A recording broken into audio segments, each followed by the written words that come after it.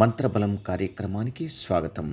శ్రీ శోభకృతనామ సంవత్సరం, ఉత్తరాయణం, హేమంత ఋతువు, పుష్యమాసం, కృష్ణపక్షం, పంచమి తిథి, తదుపరి షష్ఠి తిథి, హస్త నక్షత్రం, బుధవారం. ఈరోజు విశేషమైన రోజు. పంచమి ఘడియలు ముగిసి షష్ఠి తిథి మొదలు కాబోతోంది. ఈరోజు ఉదయాన్నే మనమంతా ఆ చంద్రుడి సహోదరి అయిన లక్ష్మీదేవి నామస్మరణ చేయాలి. ఓం మహాలక్ష్మి అయి నమః అని జపిస్తే అన్నింటా శుభం జరుగుతుంది. మంచి మాట కార్యక్రమానికి స్వాగతం. మనలో కొందరు కాలాన్ని నమ్ముతారు, మరికొందరు అదృష్టాన్ని నమ్ముతారు, ఇంకొందరు కర్మను నమ్ముతారు. మానవ జన్మ అదృష్టం. అదృష్టంతో పాటు కాలం అంతిమయాత్ర వరకు సహకరిస్తుంది. ఇక్కడ ఉంటేనే సకల జీవుల యాత్ర కొనసాగుతుంది. మన జీవితాన్ని మనమే పరీక్షించుకుంటాం. జీవితంలో అనేకమైన ప్రశ్నలు ఎదురవుతుంటాయి. మన జీవిత ప్రయాణంలో ఎన్నెన్నో ముళ్ళు గుచ్చుకుంటుంటాయి. వాటిని తీసేసి ముందుకు సాగినప్పుడే ఆ బాధ మనల్ని వీడి వెళ్ళిపోతుంది. క్షణకాలం ఆ ముళ్ళును తీసేసేటప్పుడు కలిగే బాధను భరిస్తే శాశ్వతమైన బాధ మనల్ని వీడి వెళ్ళిపోతుంది. క్షణకాలం బాధను భరించలేకపోతే శాశ్వతమైన బాధను భరించక తప్పదు. అలాగే కర్మ కూడా అంతే. కర్మ అనేది మన చేతుల్లోనే ఉంది. జననం, మరణం రెండూ మన చేతుల్లో ఉండవు. కానీ పుట్టుకకి చావుకి మధ్య ఉండే కర్మఫలం మాత్రం మన చేతుల్లోనే ఉంటుంది. అశాశ్వతమైన సుఖాల కోసం శాశ్వతమైన కష్టాలు మనమే కోరి మరీ తెచ్చుకుంటున్నాం. ఎంతోమంది రకరకాల వ్యసనాలకు బానిసలై శాశ్వతమైన మోక్షాన్ని దూరం చేసుకుంటున్నారు. మొబైల్స్, సోషల్ మీడియా మొదలైన వాటికి ఎడిక్ట్ అయ్యి బంధాల్ని దూరం చేసుకుంటున్నారు. నిత్య జీవితంలో అల్లకల్లోలాల్ని సృష్టించుకుంటున్నారు. దీనివల్ల జీవితాలు అతలాకుతలమవుతున్నాయి, బంధాలు విడిపోతున్నాయి. అసలు తాము ఏం కోరుకుంటున్నారో అర్థం కాని పరిస్థితి నెలకొంటున్నది. ఈ పరిస్థితి నుండి మనుషులు బయటకు రావాలి. అప్పుడే ఆనందకరమైన జీవితం, అనంతమైన మోక్షం మన సొంతమవుతుంది. దివ్య పూజ కార్యక్రమానికి స్వాగతం. ఈరోజు ఉదయాన్నే లక్ష్మీనారాయణులను సంపంగి పూలతో కానీ, దవనం, మరువం లాంటి సుగంధభరిత పుష్పాలతో కానీ పూజించి పసుపు కుంకుమలతో అర్చించి బెల్లం, నానబెట్టిన బియ్యాన్ని నైవేద్యంగా సమర్పించాలి. పూజానంతరం పూజించిన పసుపు కుంకుమల్ని నీటిలో కలిపి గడపపై వేసి తలపై చిలకరించుకోవాలి.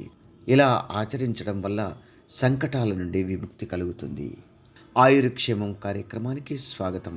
కొందరు పొట్టలోని పేగుల్లో పేరుకున్న కొవ్వు వల్ల అనేక ఇబ్బందులను ఎదుర్కొంటుంటారు. అలాంటి వారు ఉత్తరేణి చూర్ణాన్ని ప్రతినిత్యం మధ్యాహ్నం, రాత్రి భోజనానంతరం గోరువెచ్చని నీటిలో కలుపుకొని తాగుతుండాలి. ఇలా చేయడం వల్ల పేగుల్లోని కొవ్వు పూర్తిగా కరిగిపోయి తద్వారా తలెత్తే సమస్యలు దూరమవుతాయి. వాస్తు పరిహారం కార్యక్రమానికి స్వాగతం. ఇంట్లో పూజగది ఏ వైపు ఉండాలనే సందేహం చాలామందికి కలుగుతూ ఉంటుంది. పూజగది ముఖద్వారం తూర్పు వైపునకు ఉంటే లక్ష్మీ నివాసంగా, పడమటి వైపు ఉంటే విష్ణు నివాసంగా భావించాలి. అయితే విగ్రహాలు దక్షిణం వైపునకు ఉండడం తగదు. అయితే కొన్ని కారణాల వల్ల ఇంట్లో పూజగది ముఖద్వారం ఉండకూడని వైపునకు ఉండడం తప్పకపోవచ్చు. అలాంటప్పుడు ఇంట్లో శ్రీవాస్తు యంత్రాన్ని ఏర్పాటు చేసుకుంటే అన్ని సమస్యలు పరిష్కారం అవుతాయి. యోగం క్షేమం కార్యక్రమానికి స్వాగతం.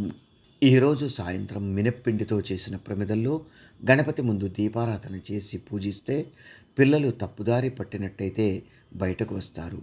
దుర్గాదేవి ముందు దీపారాధన చేసి పూజిస్తే కుటుంబ సభ్యుల్లో కోపం తగ్గుతుంది. సర్వే జనా సుఖినో భవంతు. మమ్మల్ని సోషల్ మీడియాలో ఫాలో అవ్వండి. లింక్స్ వీడియో క్రింద డిస్క్రిప్షన్లో పొందుపరిచాము. అలాగే ఓంకారం కార్యక్రమాన్ని జీ తెలుగు ఛానల్లో తప్పక చూడండి. అందరికీ నమస్కారం. ఈరోజు మీకు అందరికీ కూడా శ్రీవాస్తు యంత్రం గురించి పరిచయం చేయడానికి వచ్చాను. శ్రీవాస్తు యంత్రం మీరు చూస్తున్నారు. శ్రీవాస్తు యంత్రం. ఈ శ్రీవాస్తు యంత్రం ఈ విధానంగా 9 ఇంచెస్, ఇలా 9 ఇంచెస్, ఇలా 9 ఇంచెస్ ఉంటుంది. తదుపరి బ్యాక్ సైడు ఇలాంటి 9 చక్రాలు ఉంటాయి. ఫ్రంట్ ఈ ఒక గ్లోబ్స్లా ఒక 9 డాట్స్ ఉన్నాయి చూడండి, ఇలా 9. ఇది శ్రీవాస్తు యంత్రం అనేది ఒక కాస్మిక్ ఎనర్జీని అట్రాక్ట్ చేసుకుంటుంది. నెగిటివ్ ఎనర్జీని ఇంట్లో నుంచి బయటికి తరిమేస్తుంది. ఇది మీకు అందరికీ దానికి పరిష్కార మార్గంగా నేను ఇవి సూచిస్తున్నా.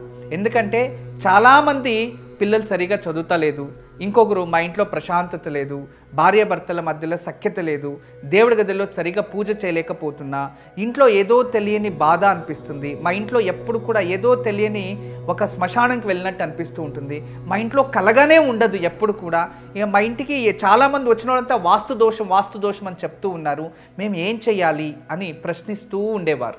వాళ్ళందరికీ కూడా ఒక మార్గోపాయం చాలా రోజుల తర్వాత రీసెర్చ్ చేసి ఇప్పుడు ఈ శ్రీవాస్తు యంత్రాన్ని మేము చూపిస్తున్నాం. ఈ శ్రీవాస్తు యంత్రాన్ని ఎప్పుడైతే ఎక్కడ ఫాల్ట్ అనిపిస్తుందో అక్కడ ఒక మేక కొట్టి తగిలించాలి, అంతే. పిల్లలు చదువుతా లేదు, చదివే రూమ్లో పిల్లలు ఏకాగ్రతగా చదవాలి అనుకుంటున్నారా, అక్కడ ఒకటి తగిలించండి. మీరు నిద్రించే ఒక రూమ్లో మాకు సరిగా నిద్ర వస్తలేదు, పడుకుంటే చెడు కళలు వస్తున్నాయి, నిద్రించే గదిలో ప్రశాంతత లేదు అనిపిస్తుంది, అక్కడ ఒకటి తగిలించండి. లేదు ఎవరో వాస్తు దోషం అని చెప్పారా, ఇంట్లో వాస్తు దోషాని కోసం ఇంటి హాల్లో ఒకటి తగిలించండి. లేదా పూజ గదిలో ఏదో ప్రశాంతత లేదు, సరిగ్గా ఏకాగ్రత లేదు, మెడిటేషన్ చేయలేకపోతున్నా అంటే పూజ గదిలో ఒక మేక కొట్టి అక్కడ ఒకటి తగిలించండి. ఎక్కడైతే ఇంట్లో వాస్తు దోషం ఉంది అని ఎవరైనా చెప్తారో ఆ ప్రదేశంలో ఆ ప్లేస్లో జస్ట్ ఒక మేకు కొట్టి దాన్ని తగిలించండి, ఆ వాస్తు దోషం అక్కడి నుంచి వెళ్ళిపోతుంది. చాలా అద్భుతము, చాలా విశేషమైన శ్రీవాస్తు యంత్రం మీ వరకు తయారు చేయించాము. దీన్ని ఉపయోగించండి, దీన్ని లాభం పొందండి. నమస్కారం. వాస్తు యంత్రం సంప్రదించవలసిన నెంబర్లు 8844452344 040682766622.